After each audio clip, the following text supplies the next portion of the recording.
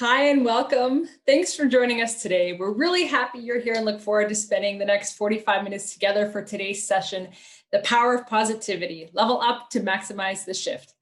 My name is Patty Rozakos, and I'm a Senior Marketing Manager at McGraw-Hill, and I'm here with my colleague, Alex Campbell, Portfolio Manager at McGraw-Hill. Before we start, I just want to take a few minutes to review some housekeeping items. Today's webinar will run for 45 minutes with time for questions at the end. Your lines are muted, so please ask questions via the Q&A or the chat window. You don't need to wait until the end. You can send your questions if you have them, and we'll review together.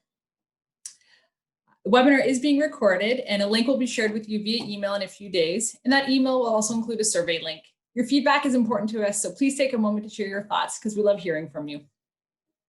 Okay, let's get started. Our session today is all about the power of positivity and how you can level up to maximize the shift. It is my pleasure to introduce our guest, LaShana Stokes.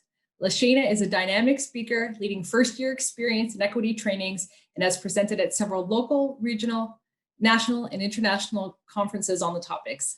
She's a current first-year experience instructor at Central Penn College and is the author of McGraw-Hill's Connect Master Student Success. We're really excited to have her here with us today. So welcome, LaShana. I'm going to throw it over to you. Thank you so much, Patty, and everyone that is joining us this morning. Welcome to the Power of Positivity, Level Up to Maximize.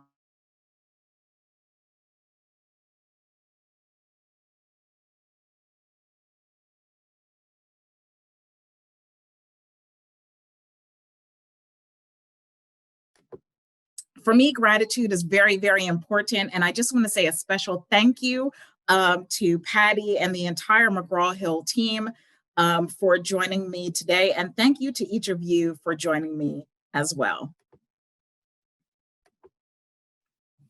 And so just an FYI, these are the many roles that I have played basically over the years, over the last 25 years. I have over 25 years of experience in the college classroom in a faculty role and also an administrator role. And I think that's the beauty of sharing this topic with you, is that my lens is very, very broad, and my perspective really has shifted over the years to be able to kind of share with you and show a level of transparency today in how I use the power of positivity. And so I selected this topic today because really there was life before and after the pandemic. And that new reality came at us fast in higher education, and it may forever change the dichotomy of our classroom forever. And so since I'm a visual learner, I'm going to share with you from my lens the way in which I see the old versus the new reality for us as faculty, administrators, staff, or whoever is listening today. And the topic is the power of positivity, level up to maximize the shift. But for me, there was no way that I was able to maximize the new reality without first thinking positively and then also focusing on me as an individual. What I realized was that I could not be the best instructor for my students until I did some self-introspection and processing, and then learn best practices on how I was going to best deal with the pandemic and all that was manifested through it. So for me, self-care was critical. And then I'm going to talk about how you, after you use proper self-care and keep yourself in a positive way, then I'm going to share with you 7 best online practices for first-year students. So over the last 25 years, the population that I have taught in the classroom is the first-year student. For me, they're a wonderful population. They're coming into higher education with a clean slate. And as far as I'm concerned, if you're an introductory instructor or first-year seminar student, we really are some of the most vital faculty on campus. And why do I say that? Well, I say that because you set the precedent for students' expectations and thought process. We're the ones that I consider us to be on the front line. We're the ones that help shape and mold students. We help students really make those connections with their peers and college resources and campus community as well. And we help students really to maintain and to stay in school, to help them to reach their goal of walking across the stage at graduation. And then we're going to end with the Q&A, and I'm going to hand the baton back over to Patty to help facilitate that. And so let's get right in. So here's the old reality. The old reality was us in the traditional classroom. And really, I don't think for any of us, we knew that this pandemic was coming. But on the right-hand side, this has been our new reality of really being catapulted into teaching remotely or changing a traditional classroom very, very quickly into the virtual environment. And so now some schools, universities, and community colleges have reopened, but there's new procedures, there's new precautions to follow, still practicing social distancing and protective gear. Some students and faculty, we still may have to pass temperature checks in order to be on campus. And this was graduation for us about a year and a half ago, the top one. But now this is what graduation looks like now. This is a student in Bradley, Illinois, because before the social distancing mandates, the students did receive their diploma, but in a nearly empty auditorium with no friends or family that were allowed to attend. And for those of us that actually may be parents of school-age kids, this old reality was that students would get on the school bus and they would go right to school. Now my daughter, my youngest daughter, who's 12 years old, she just started going back to the traditional classroom literally about 3 weeks ago. They still do remote learning 1 day a week. And so now this is the new reality, not just for children, but for parents who also need to work remotely during the pandemic, which creates for what I call an interesting dynamic at home. And really all three of these photos here is pretty much my experience basically over the last couple of years. And I don't know if you guys remember this. This is Professor Robert Kelly. He was interviewed live on BBC News. He was interviewing about South Korea. He managed to keep his composure, but you see the arrow there, his daughter there in yellow. That day it was her birthday. And she was really excited. She wanted to share a cupcake with her father. And then her younger sibling actually came in with a walker. Then the mom came scrambling in. It was a hilarious scene. I'm sure he was mortified, but this really has been some of the new reality for many of us as parents, and also faculty and staff and administrators. And so the question is, what lens will you look through as we now are looking at this new script that has been rewritten and rewritten so quickly for us? Sometimes it's hard to remain optimistic or stay positive. But one of the things I realized is that I needed to stay positive so that I have the energy and resolve needed to weather this storm of the pandemic. Yes, we are essentially in the tail end of it and thankful for the vaccine, but there's still a rewritten script. And here's some ways that you can remain positive. I learned that over time that it all starts with the mind and your viewpoint. And so for me, positivity is very, very important. So one of the first things you can do to continue remaining positive is to look to your past. Get hope from your past, resilience. You've likely endured other unforeseen major life disruptors. And guess what? We made it through. You're stronger because of it. And know that you'll get through. So continue to remind yourself of your resilience on a daily basis. The next thing is really, really critical is to try to find humor on a daily basis. That picture on the left-hand side actually was me on so many Zoom meetings. It is just ridiculous. Like if I knew that it was not going to be on camera, then I did look a wreck. But on the right-hand side, that was me when I knew that it was going to be on camera. And so it's just really important to just watch a funny video and then begin to bookmark those things and look at them perhaps when you may be feeling down and really share it with those who could benefit from your thoughtfulness. And then the next thing is, and this was probably the most important thing for me to realize, is that it was critical to take a daily inventory and to do that through showing gratitude. And how did I do this? Well, I closed my day every day with a positive acknowledgement of something that I accomplished, learned, or was grateful for. What that did for me is that helped to dilute some of the negativity that I may have absorbed throughout the day. And it reminded me that not everything happening right now is bad or depressing. And so here we are with this new reality. And how do we maximize the shift of all of these things that we are juggling and also have a certain level of sanity through the process as well? And I'm going to share with you, it really is only one sentence that I realized, that as a faculty member, that my class is only as good as I was to myself.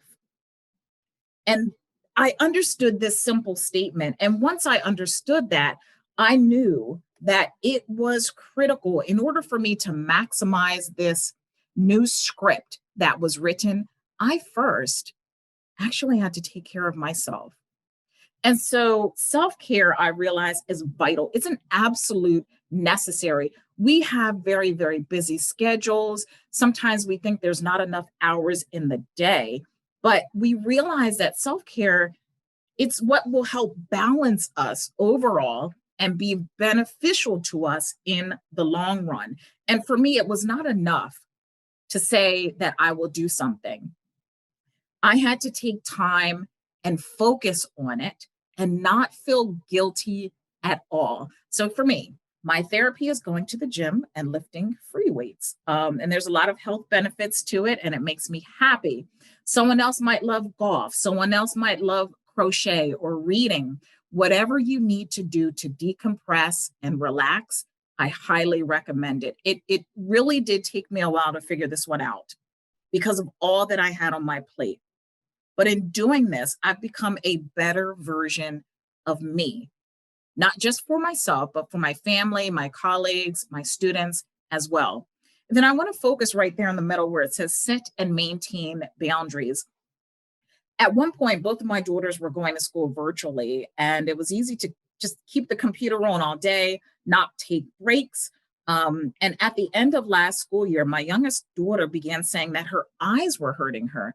And I immediately thought that it was a result of drastically increased screen time, which she was not used to. She's 12 years old. She didn't have a phone at the time and only had a tablet that she used occasionally. So then I took her to the eye doctor, and her prescription changed as a result of an exposure of too much blue light. So I realized I needed to set boundaries on her computer time. And so once you begin that it's so critical for you to take care of you, that's when you can begin to level up in your classrooms. And so I'm going to share with you 7 best online practices for first year instructors. And the first one is to create a strong and consistent online instructor presence. And this is called evidence of engagement. So when a course is in session, students really need to see what's called evidence of engagement, such as announcements, discussion boards in your LMS, uploading photos, videos, memes on the part of the instructor, because it really is not enough to log in and monitor a course. We need to show that we are active in the course as instructors. And as a professor, it allows me to be more aware of establishing the teacher presence and making sure that I'm serving the students and they know that I am visible. And it's very, very critical. So there's 3 dimensions of presence. You have persona, social, and instructional. So persona, that consists of the instructor's personality. It's like what you bring to your front page of your LMS. Your teaching styles, your interests, all the characteristics that go into the student's impression of you before they even really fully learn about all of the content in the course. The next one is social. This refers to the connection that instructors make with students and those that students make with each other to build what I call a community of learners. And then the third one is instructional. And this is the role the instructor plays in guiding students through the learning process. So in the face-to-face classroom, you don't actually have to think too much about being present because we're there. It's a physical thing. But in the online space, there's no physicality. I'm not there physically. I don't see people eye to eye. We may not even be in the same time zone.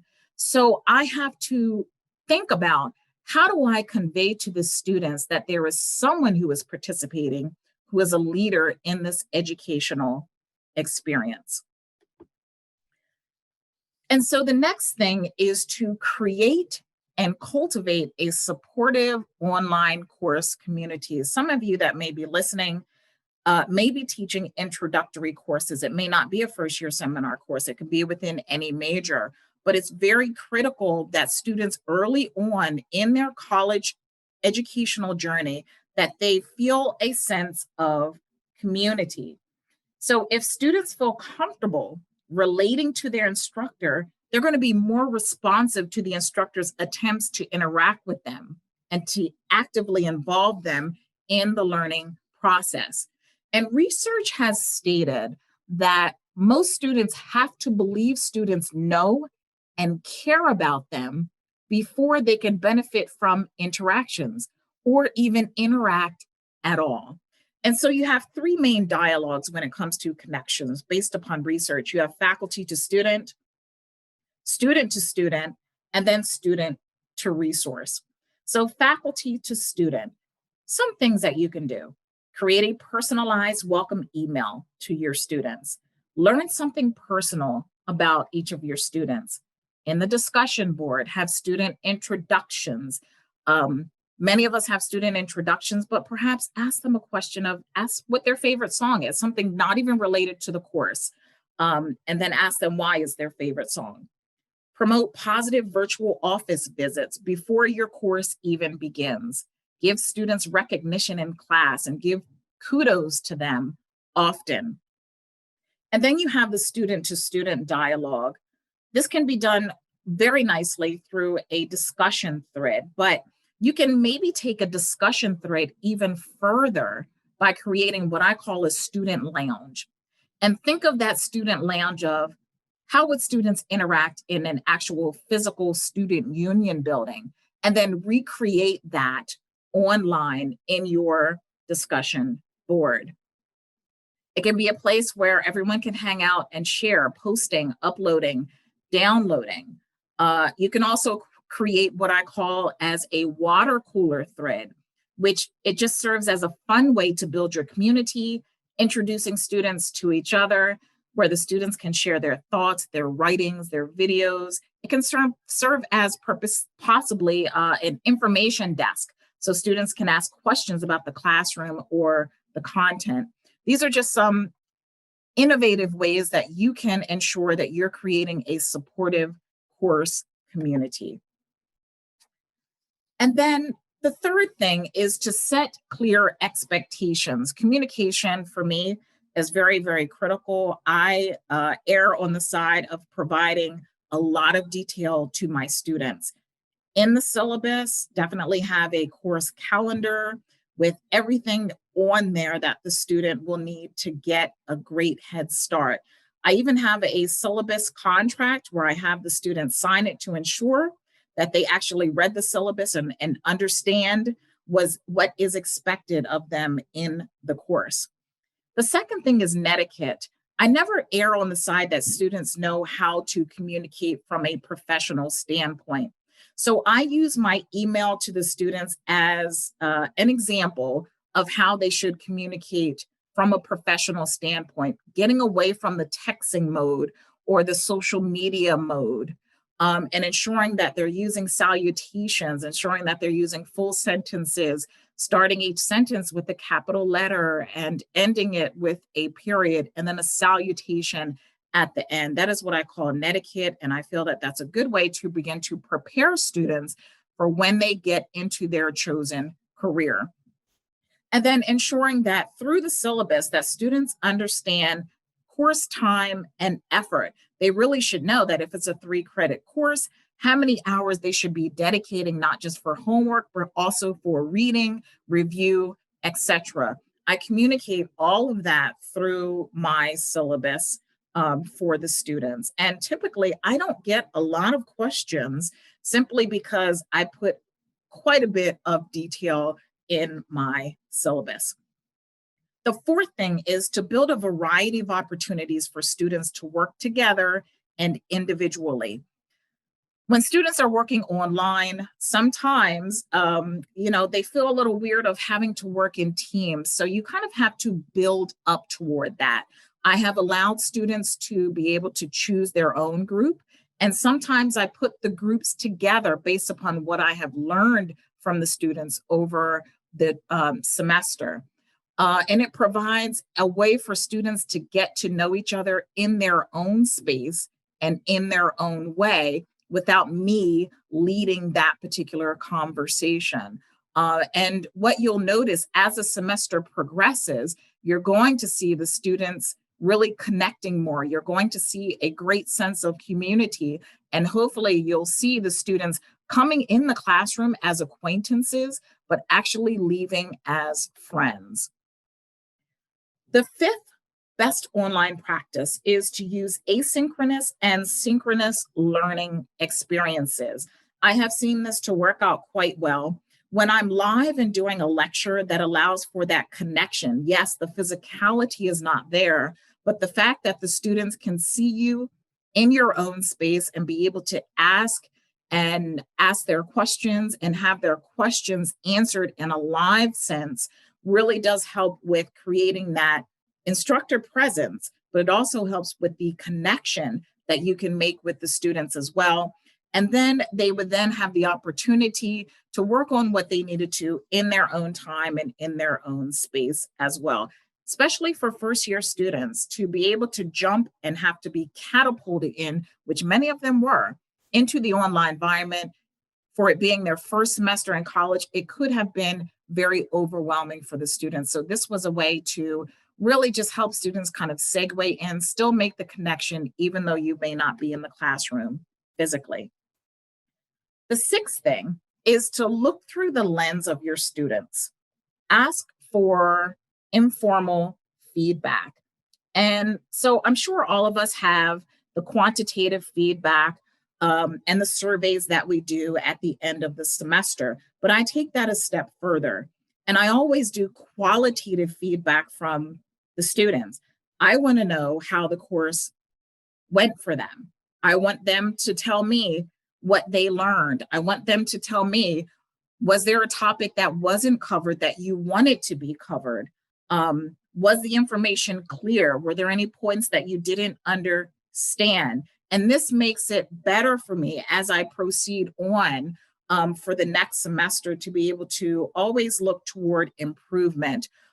So looking through the lens of your students is critical, and they actually really, really do appreciate me coming to them. And it shows a certain level of humbleness that I tell them in the beginning of the semester that learning is a two-way street. You learn from me and I learn from you. And they understand that, and that creates for a very welcoming climate in the classroom.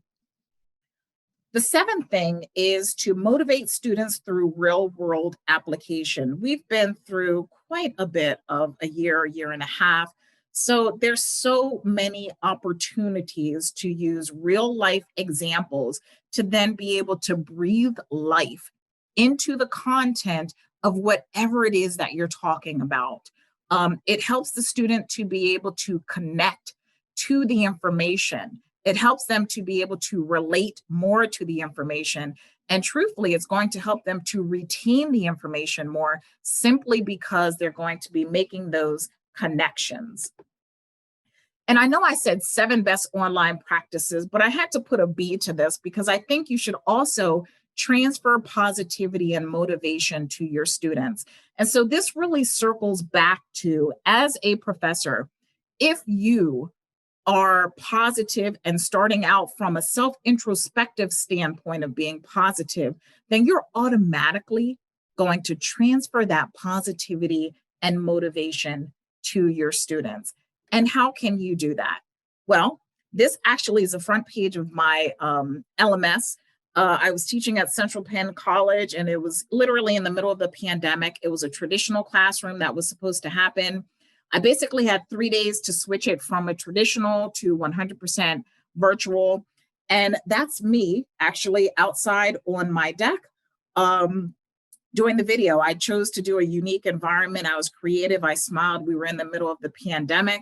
I knew what the students were going through. And I just said, basically, we're certainly in this together. The next thing to do is in your welcome and video, invite students to meet you prior to class, either through your LMS or live video. If you are back in the traditional classroom, definitely let the students know that you are available. I think this helps to cut down on certain levels of anxiety that students may have before they start their course as well. I talked about using humor before, but these are actual memes that I've used. I use memes a lot in my announcements because I want to be the course that the student wants to go into just simply because they want to see what in the world I posted next. So it really is about making things exciting for students and showing that, you know, you do have a humor, showing your level of transparency as well. It's very critical. It's critical to do that, and students actually do appreciate it as well. I absolutely love using motivational quotes in my online course. You never know how you are going to encourage or impact a student based upon how their day is going, based upon what they're going through, based upon wherever they are in life. And so I do this, and I do this often because I include these motivational quotes actually in my own personal life, and I just share it with others. And I cannot tell you how many times that students have said, hey, listen, that quote got me through the day, or that quote really helped to raise my spirits, or that quote really helped me to not drop out of school. So you never know how you are going to actually impact your students in order to encourage them and show that you support them. And so I understand as a first year instructor, I'm not just an instructor. At times I may be their cheerleader. At times I may be their counselor. At times I may be their encourager, their supporter. There are many students that may not have other faculty to talk to. They may not even have a support system at home. So to be able to transfer that positivity to your students, never assuming that they already have a support system, it really does go a long way. Be transparent in your journey through the pandemic with your students. So yes, we're on the tail end of it, but there's lasting effects that we are seeing. And it'll be interesting to see the research that comes out as a result of how this has affected us as a society and as a world.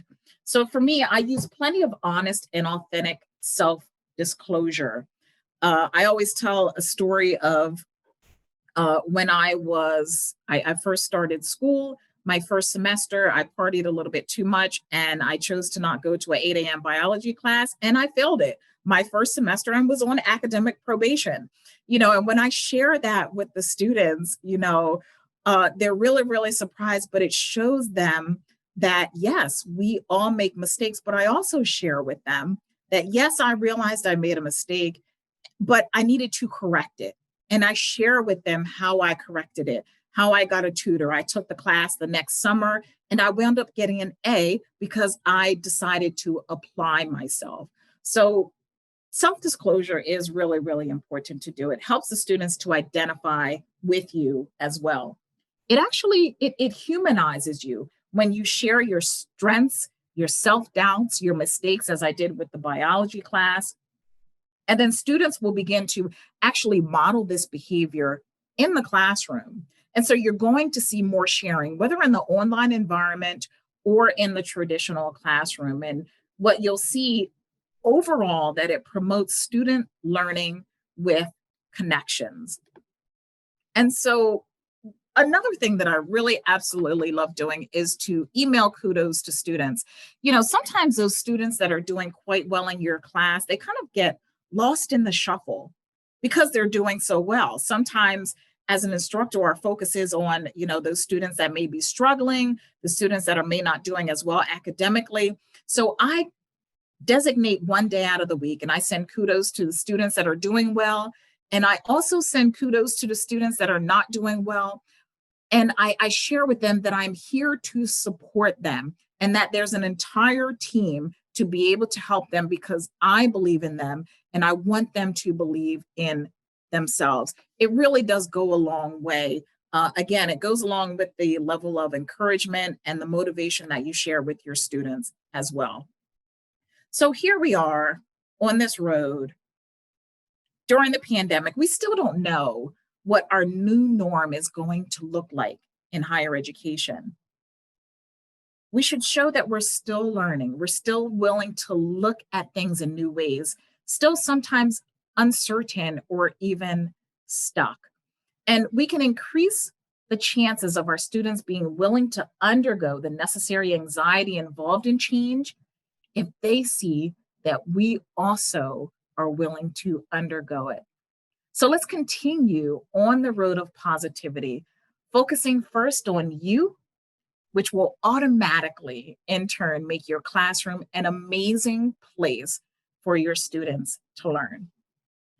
Thank you so much. And I'm now going to stop sharing and I'm going to turn it back over to Patty. Thanks so much, LaShana. That was really fascinating. Thank you for sharing all your insights on the power of positivity. Love the tips and strategies you shared to support first-year students, but also the importance of taking care of ourselves too. And thanks also to everyone that's joined us.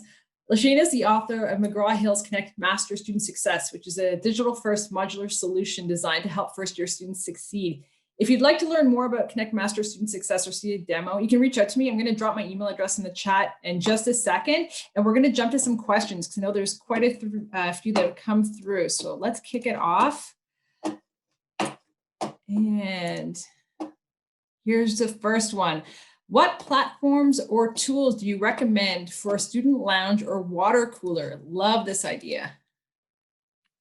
Okay, I'm gonna thank you for, I had to give Patty permission to turn my video back on.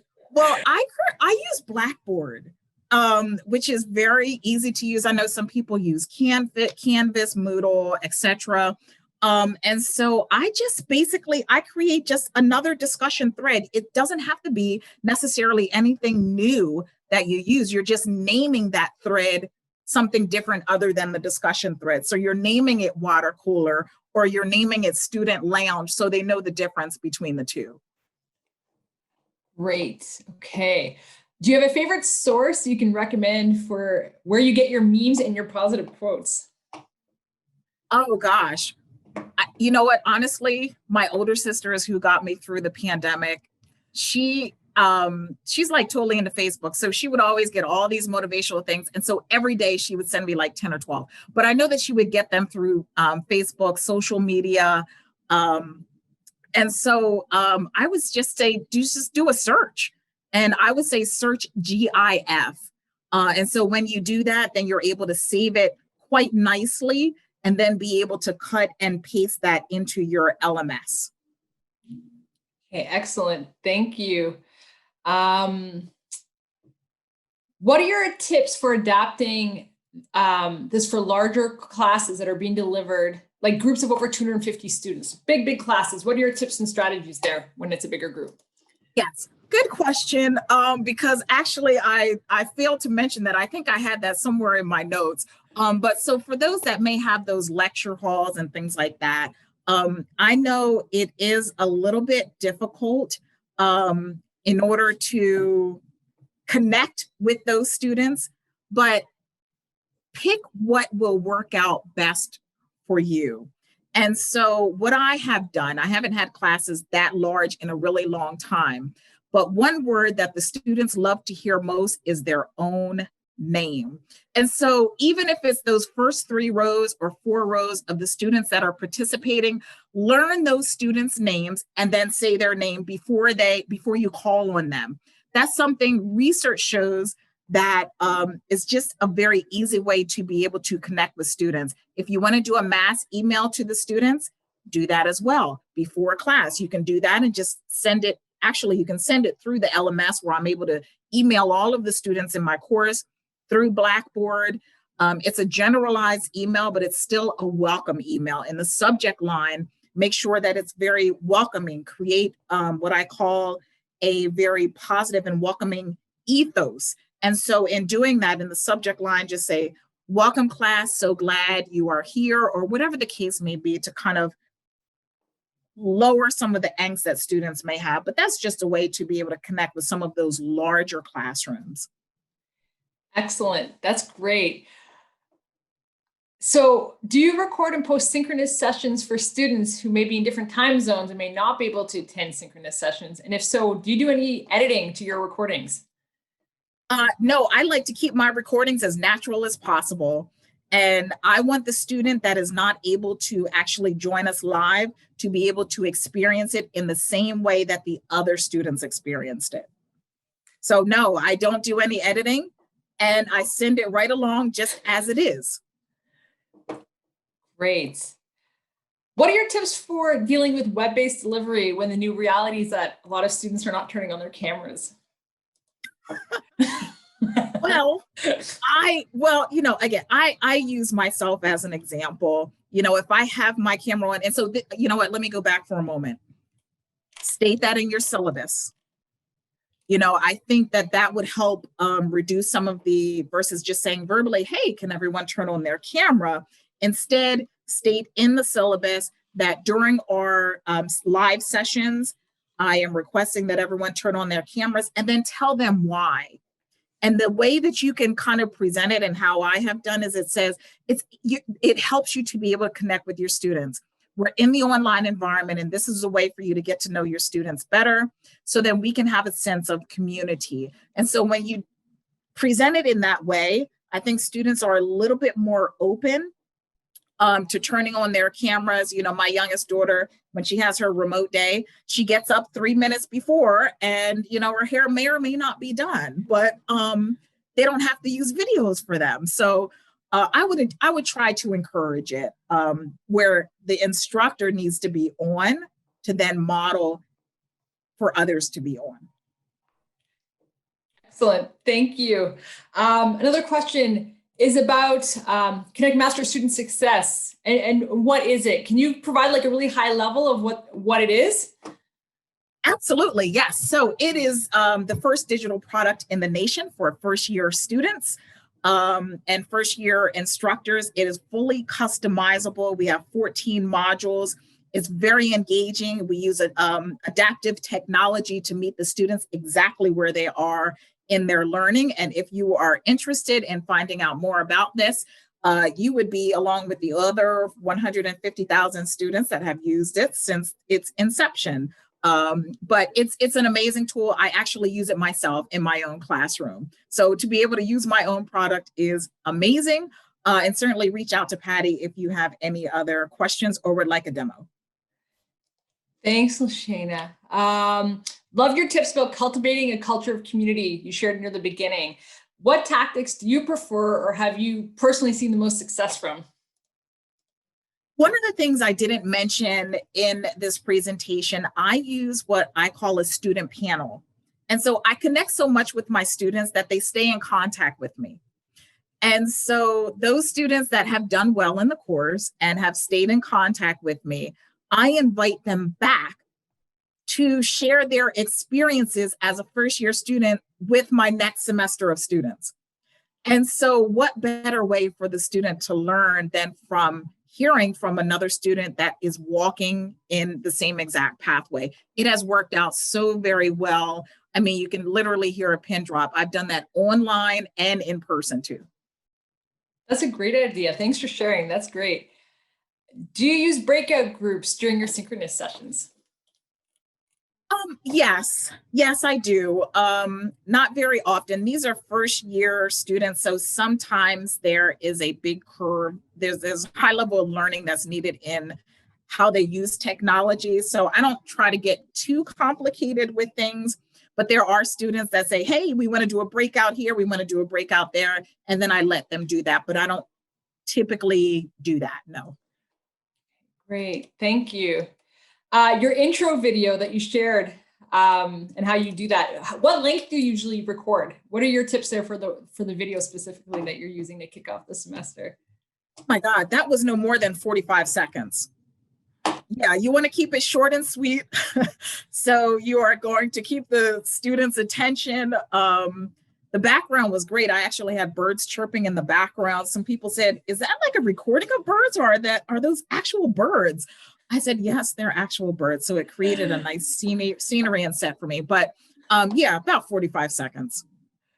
Great. Okay, here's one more. When you're gathering the informal feedback from your students, how do you typically do that? Do you send a survey or have a discussion? I've done both. So I'll have an informal discussion. I may offer some extra credit for them to basically share with me, what are the top 3 things that you learned in this class? Like, I never connected to an actual grade. And so you'll see when you're creating a sense of community in your classroom, by the end of the semester, they're so very open. And that creates a really nice atmosphere for me to really gather all of the data that I need from a qualitative standpoint.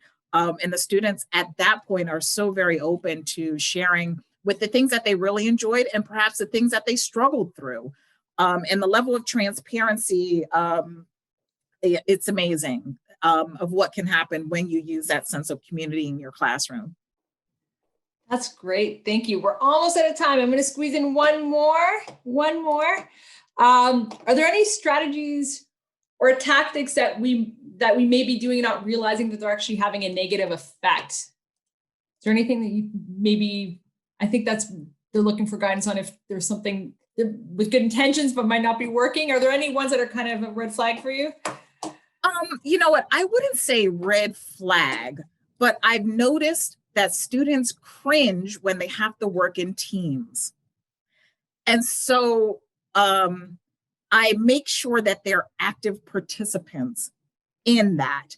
And that's why I mentioned before that oftentimes initially, I will have the students select their own team and select their own topic. So sometimes faculty may say, hey, I want you to write on this particular topic. No, I let the students be able to, I just let them pick what they're passionate about, because then that is going to come out in their presentation. So I've just kind of learned that over the years to just allow the students to be active participants in many of the selection processes that we need to do as faculty. They begin to appreciate that more when they have a say in it. That's fantastic. Thank you. We're running out of time. So what I'll say just as a closing notes, final notes before we end the meeting is that thank you again, LaShana, for the awesome session and all your tips for empower positivity. As a next step, you'll be receiving an email soon that includes a link of this recording as well as a survey link. Should you have any questions at all about the session today or about Connect Master Student Success, you can send me an email. The email address is in the notes there. You can also reach out to your local account manager. So on behalf of the team at McGraw-Hill, thank you again for joining us and hope you have an amazing day. Thanks, Patty. Thank you, everyone. Thank you.